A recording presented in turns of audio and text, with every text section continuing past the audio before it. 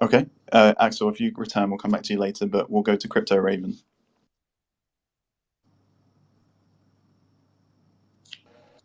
Hey, thank you for having me, Binance.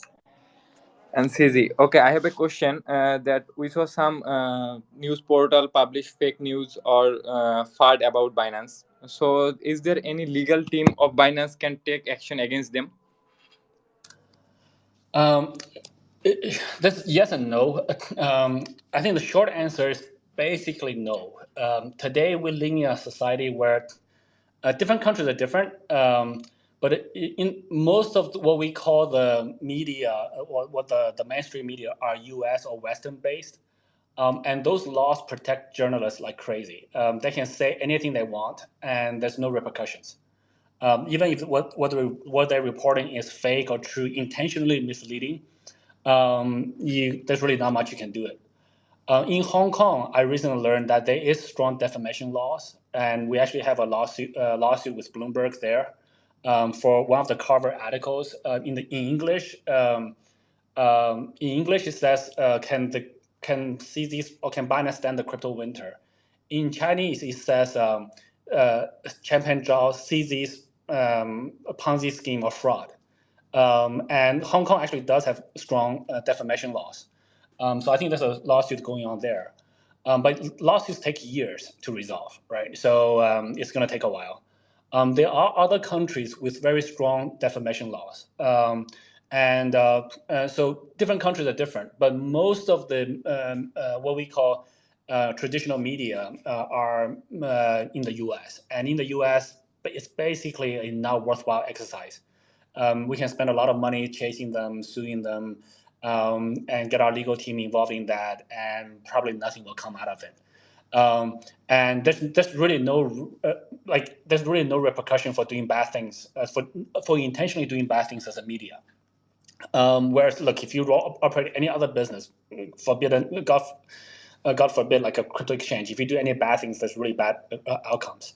So yeah, it's basically just not worth it. I think it's much better for us to focus our energy, our legal teams on compliance, regulatory advocacy, focus our product teams, myself, on building products.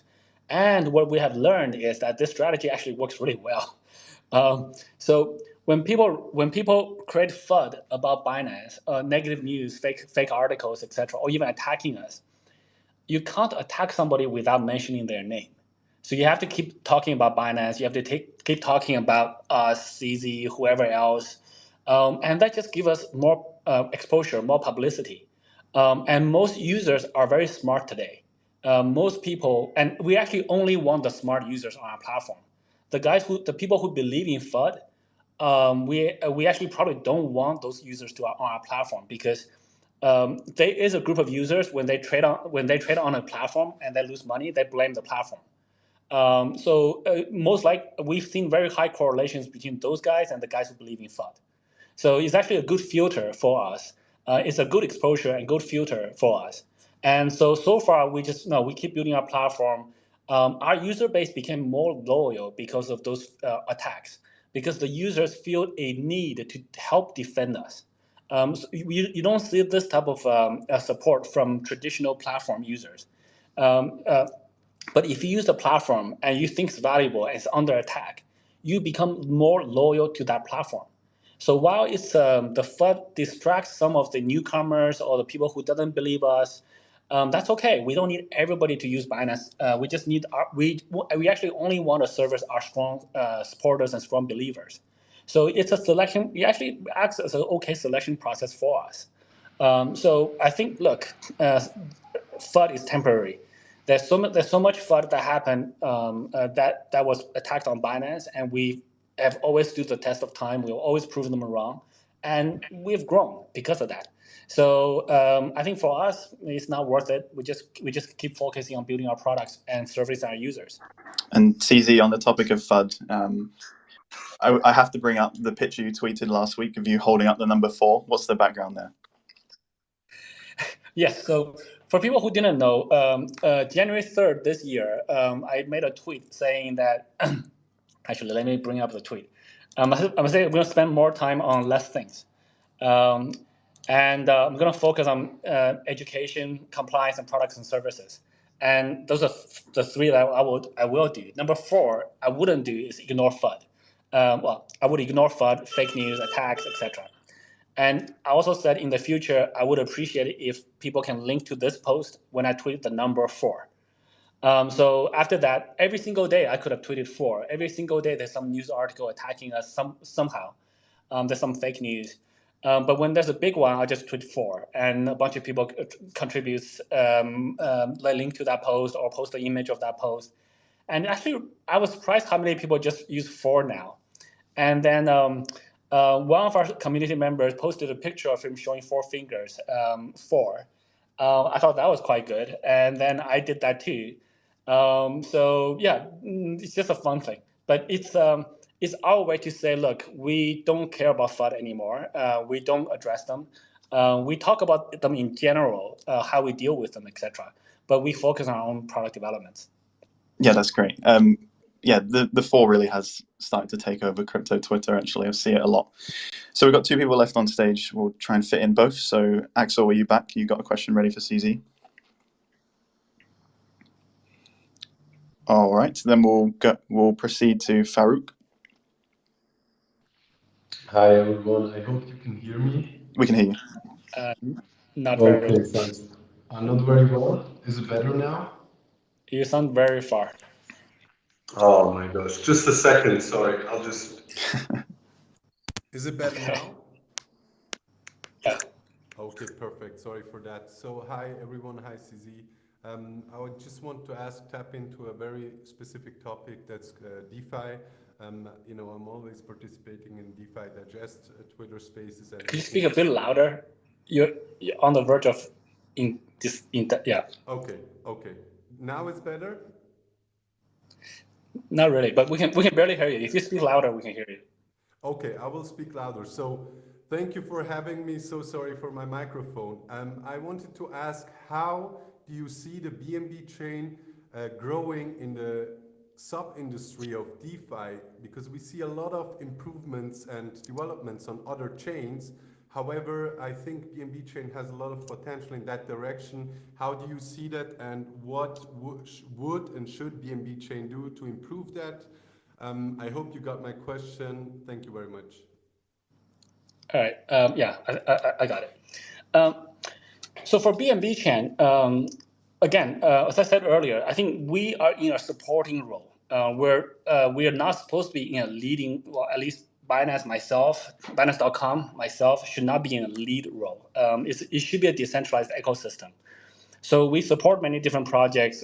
We should give them an environment and a platform to be successful in the BNB chain ecosystem. So we're seeing many projects, DeFi projects migrating to BNB chain, like including Uniswap. Recently they had a community vote to migrate to BNB chain, and that's fantastic. So I think we got to create the environment to help BNB chain grow, and less about dictating or even leading which directions it goes. I think the industry itself will figure out the direction. The users will use whichever dApps that have a utility. So I think DeFi is definitely going to stay. Any swaps, AMMs is definitely going to stay. I do think NFTs will stay. But NFTs, I don't think we're at the final form yet. Nowhere near close. I think there's many utilities for NFTs that will happen. I think there's many other things like naming services on blockchains. We are giving grants or donations to one or investments to one project as we speak. There's many different things. So I don't really have a specific roadmap in my head. And from my perspective, I'm just very happy to see the community develop, and we want Binance to be in the supporting role.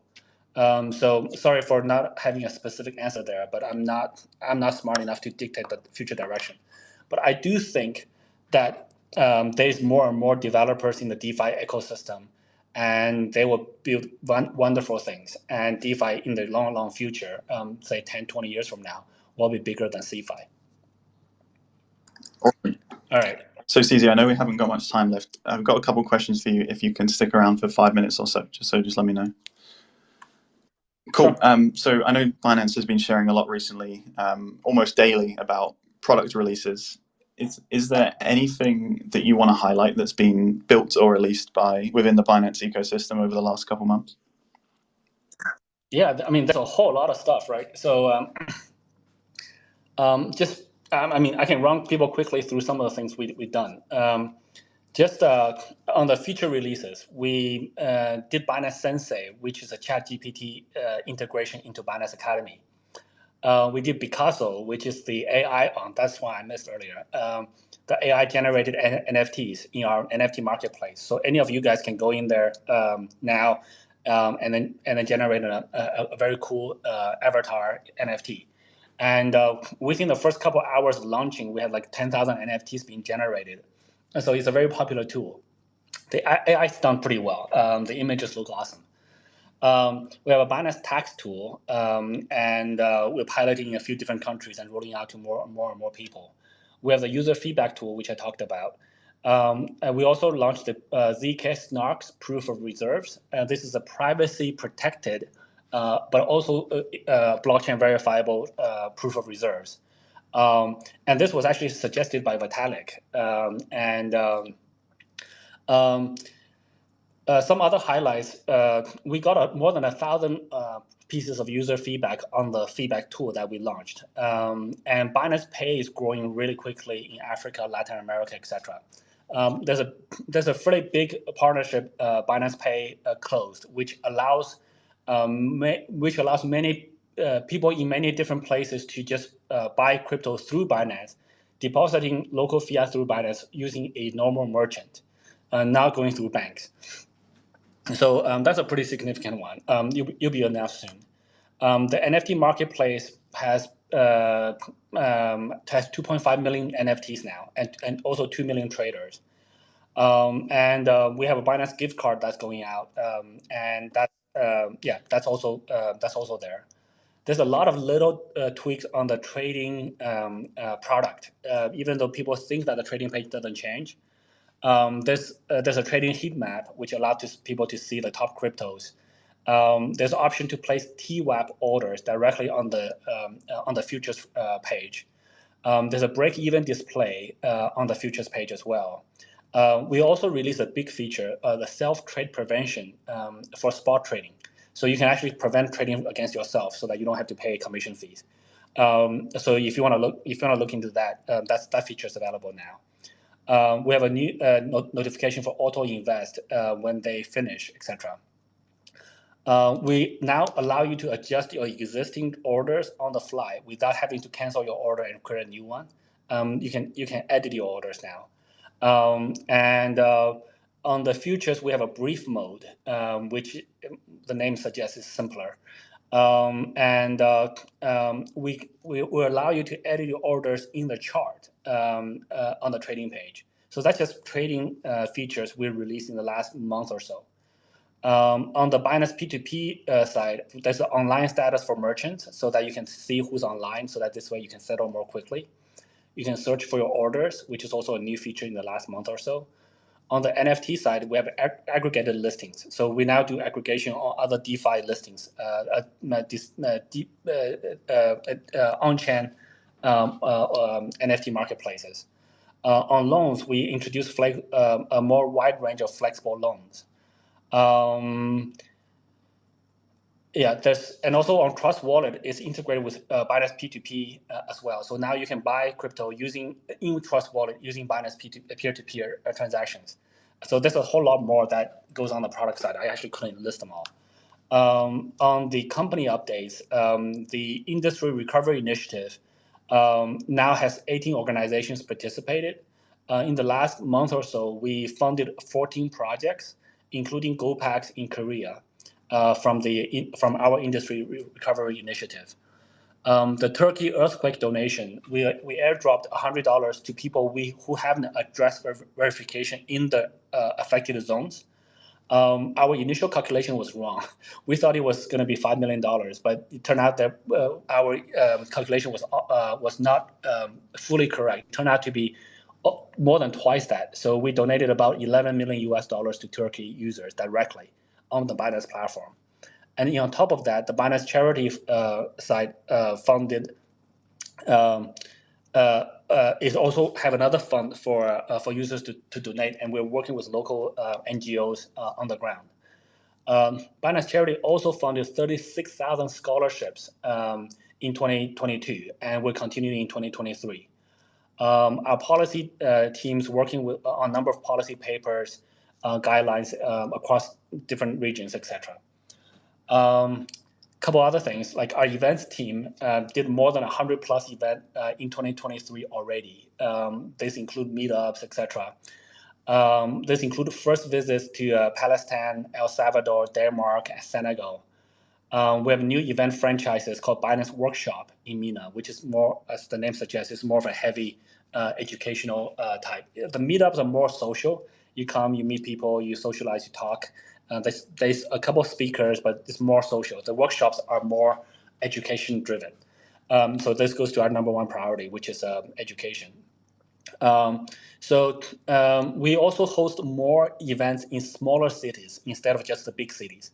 For example, the Tour de France, Strasbourg, probably butchering that French name.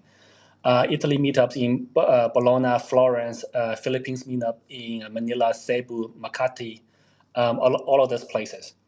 We're launching Women in Crypto, another franchise in Africa, Latin America, MENA, and Europe. Binance, on the educational front, Binance Academy signed more than 10 MOUs with top educational institutions, including 3 in Georgia, other universities in other places. And Binance Academies this year have done 22 university tours so far, and we're just at the beginning of March.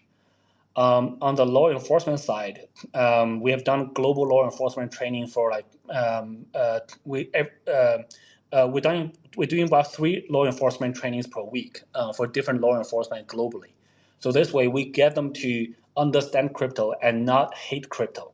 And we teach them how to work with large exchanges like us, how they can work with us to solve their cases. So so we do all of that things. And also, lastly, today is International Women's Day. Binance is waiving all trading fees up to $600 US. That's another thing we're doing. That's probably the last one I will update.